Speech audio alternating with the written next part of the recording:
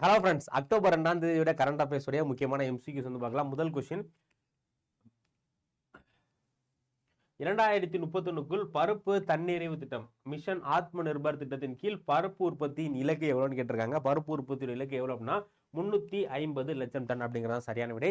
இரண்டாவது கேள்வி, சமீபத்தில் நிலநடுக்கம் ஏற்பட்ட லெய்டே தீவு எந்த நாட்டில் அமைந்துள்ளது? இந்த தீவு எங்க இருக்கு அப்படின்னா பிலிப்பைன்ஸ்ல இருக்கு.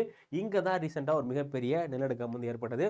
அடுத்த கொஸ்டின், 2020 செப்டம்பரில் CISF இன் புதிய தலைமை இயக்குநராக நியமிக்கப்பட்டவர் யாரு அப்படின்னா பிரவீன் ரஞ்சன் அவர்கள் தான் CISF உடைய தலைமை இயக்குநராக நியமிச்சிருந்தாங்க.